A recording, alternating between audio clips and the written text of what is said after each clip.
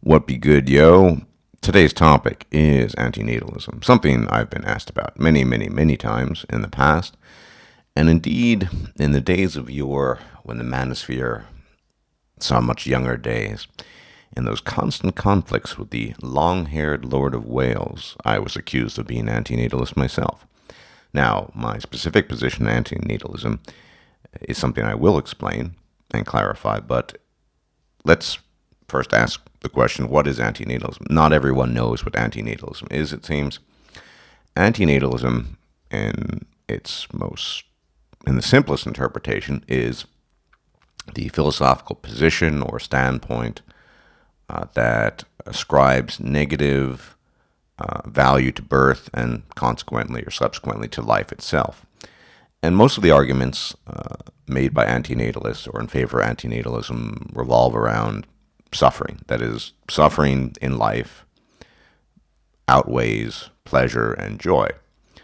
One of the most famous antinatalists, and you can see him here, and I think we can all agree that Otto Schopenhauer, certainly in his later years, sported the coolest hairdo in the history of mankind. He probably, I would argue, is the most famous antinatalist who ever lived. And his arguments really were along the lines of, granted, there might be pleasure in life, but it's almost certainly unweighed by the unpleasantness and the suffering that we all experience. And Schopenhauer, of course, if you've ever read some of his stuff, he was pretty pessimistic. Now, I'm actually not an antinatalist, but I'm not unsympathetic to the position, which sounds a bit odd. More on that in a bit. Now, for antinatalism to be a correct position, you need to look at things in terms of suffering and pleasantness, or suffering and pleasure, and try to evaluate things on that basis. Because, let's be honest, the reality of nature is such that these are not issues that are taken into account. Philosophical positions, whatever they might be, antinatalist, natalist, whatever, these are completely irrelevant to the processes of nature, as we all know. People who are not philosophical natalists, but simply engage in natalism, that is, reproduction, these are not people who are thinking about these things in terms of suffering or pleasure or pain. These are people that are just going through the motions of reproduction just like everyone else. There's no cognition behind it. I mean, it's the oldest thing in the world. We've talked about it many, many times. So in order to have a discussion about antinatalism, you actually have to be somewhat aligned with a philosophical worldview to begin with, and whether or not the position of natalism versus antinatalism is tenable and vice versa. You also have to be willing to acknowledge that the most important issue that we can discuss is the issue of suffering, human suffering versus human, say, thriving, or human pleasure, or human happiness. And that's also not necessarily the highest good for everyone.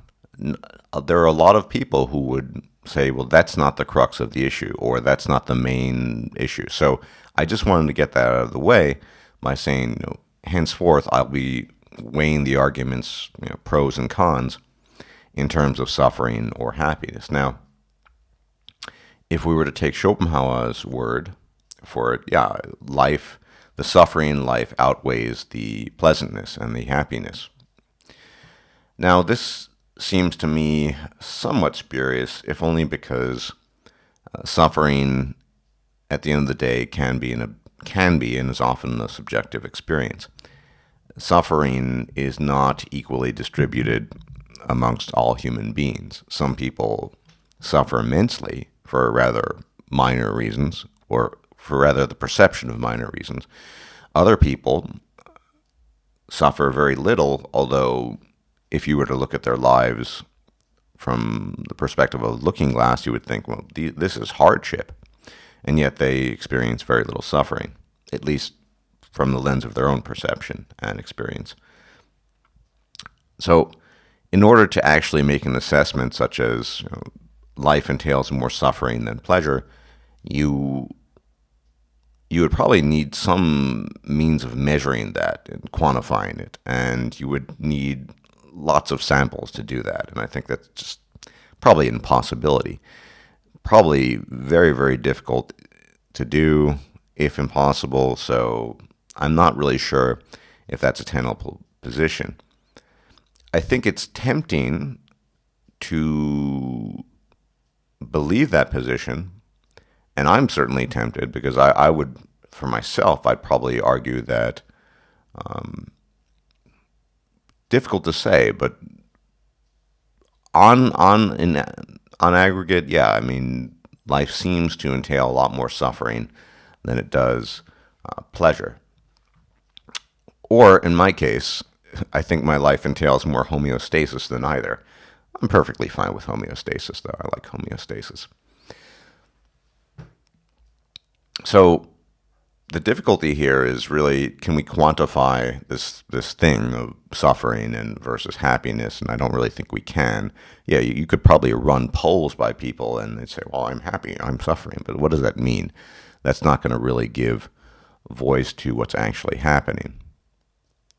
But let's grant, for the sake of argument, that Schopenhauer and his line of argumentation is correct, and that life, birth, and then subsequently life necessarily entail more suffering than joy or pleasure.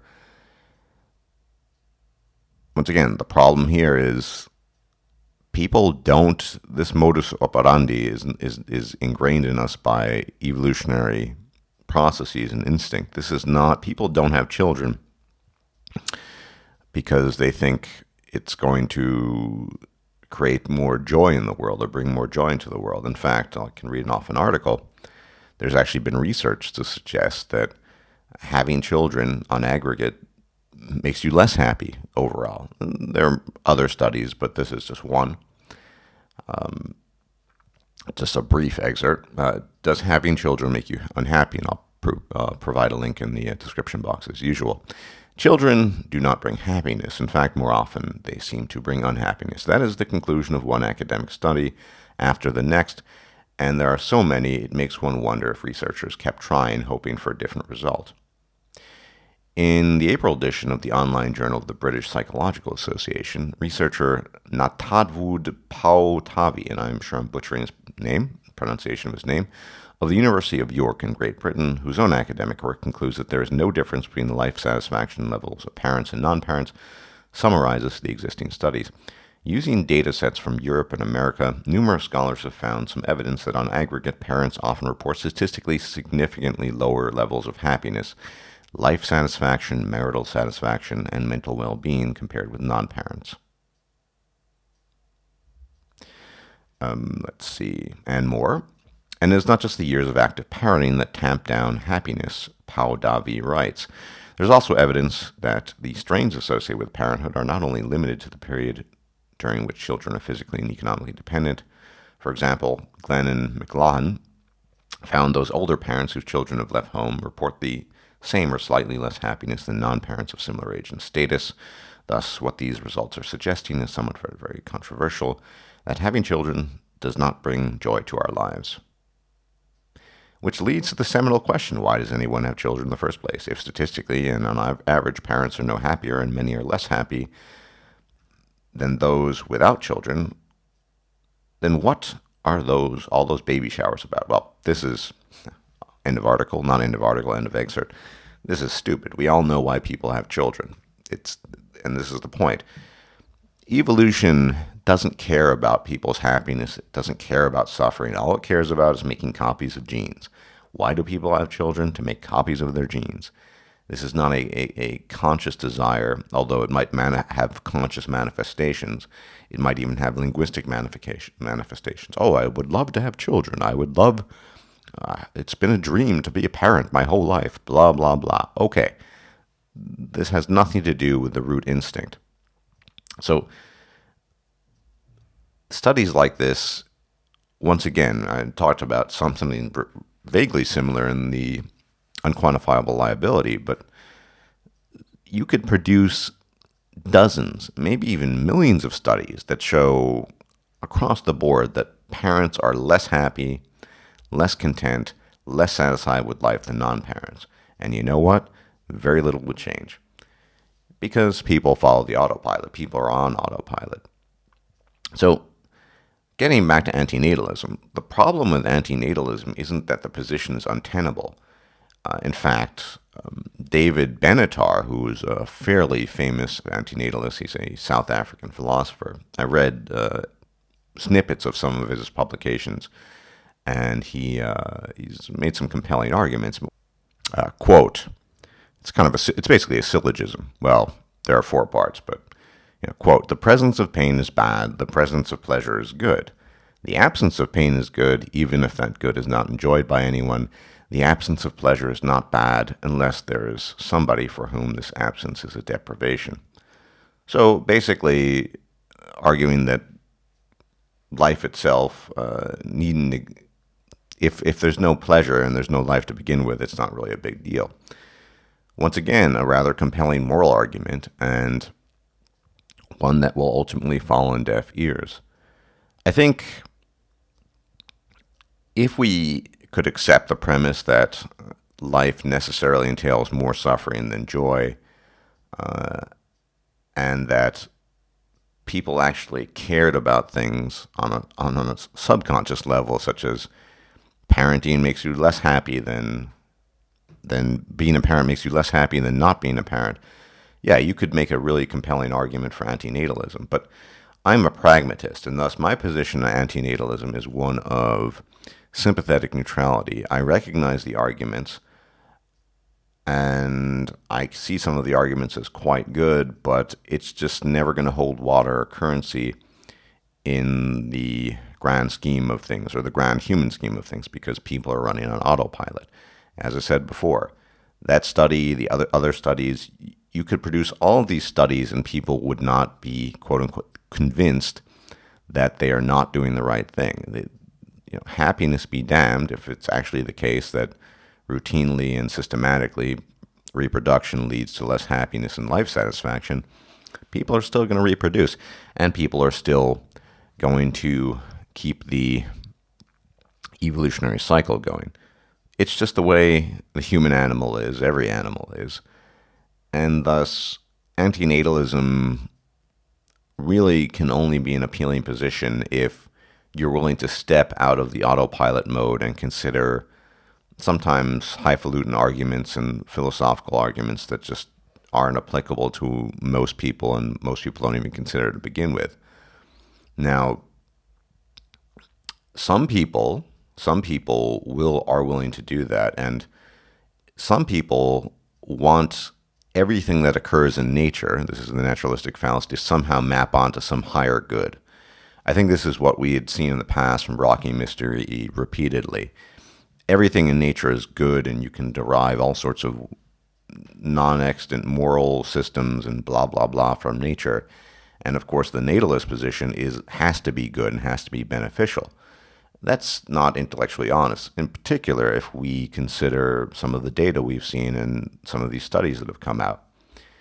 It's a perfectly reasonable position to say, look, I know I'm not going to be necessarily happy or more satisfied with life by having children, but my biological urge compels me, and so I'm going to do it anyway.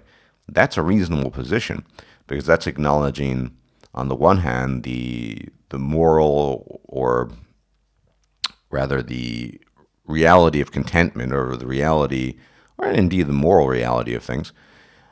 But it's also acknowledging that there are these drives present and they compel you to do certain things.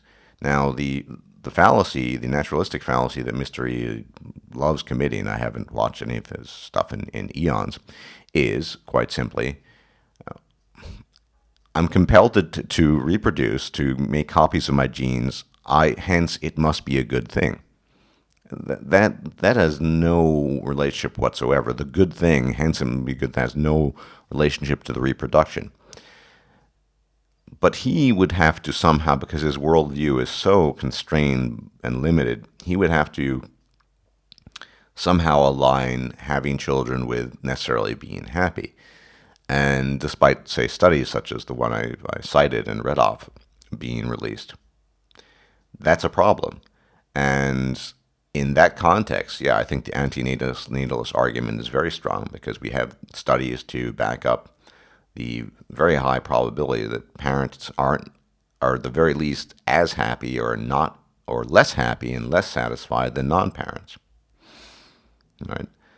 Furthermore, if we could actually produce evidence to suggest, and I think that certainly observation tends to lend credence to this, that life necessarily entails more suffering than joy or pleasure, that would also be a counter. So, a guy like Meraki Mystery is actually a philosophical natalist because he believes everything from nature has to be good, and everything that he's doing and everything that he participates in life and is also a good thing as well, and he has to link this all up. A guy like him, he cannot separate the idea that I am compelled to make copies of my genes from I am compelled to make copies of my genes, hence this is a good thing, it is the right thing, it is the moral thing. They're completely separate issues, and on that account, antinatalists are spot on. As I said, as for myself, my life is mostly about homeostasis, to be honest.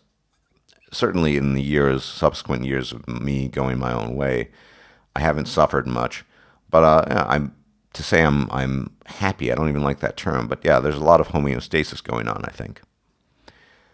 But I look at natalism as a probably more wrong, if you will, of a position than antinatalism, because at least antinatalism is willing to divorce certain biological functions from the philosophical, whereas natalists are invested in naturalistic fallacies and are invested in aligning biological processes and biological compunctions and compulsions with some sort of moral compass, which just isn't there to begin with.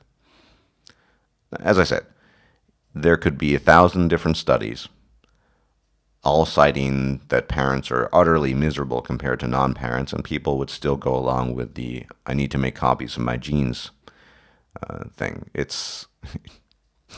I guess it's the oldest meme out there. And then, post-hoc rationalization such as, I always wanted children, and they're the apple of my eye, and bring joy to my life, and blah, blah, the whole smorgasbord. So what is my position on antinatalism? Sympathetic neutrality. I'm too much of a pragmatist to actually be an antinatalist. It's a position that's interesting and entertaining, but only in the limited realm of moral philosophy, and people just aren't interested in really talking about that. Within that context, it could be right, but you would have to quantify things more. You would have to have enough data and information to suggest that suffering does in fact outweigh happiness and joy, and so on and so forth. So but it's certainly a much more tenable position than natalism, in the sense that natalists just come up with all sorts of weird artificial arguments that don't actually support the position. Once again, this is so important, and I'm sure most of my subs understand this distinction, but we have these natural processes, these compulsions, these instincts. There is no moral quality or character to any of this. This is just clockwork. This is just autopilot. The mistake that one can make is to assign moral qualities, ethical properties to, I need to make copies of my genes, or I need to do this because my biology compels me to. Really, at the end of the day, saying that it's somehow moral to have children and it's an ethical thing is equivalent, effectively, to saying it's moral to defecate because your intestinal tract leads up to this and blah blah blah. It's a bodily function. Okay, you have to do it, and for some people have to have children. They're just compelled to that extreme. But there's no moral quality to it. It's just biology. It has nothing to do with any of the weird arguments that natalists come up with. That said, and in that context, the antinatalist argument is a lot stronger than any natalist argument, because the antinatalist argues from a position of, let's separate the nature out of this. Let's not commit a naturalistic fallacy. Let's just talk about things such as suffering and happiness and what have you. But we don't really have enough data out there to make a mass assumption that suffering universally outweighs happiness. It could be the case, but it could also not be the case. Hence my own position of sympathetic neutrality. So hopefully that's enough of an intro to antinatalism, and those are my thoughts on antinatalism. I could make another video on it in greater depth, but for those of you not familiar with it and the position, there you have it. So thanks for watching, and I shall see you guys relatively soon, hopefully, God's willing. Enjoy your weekend.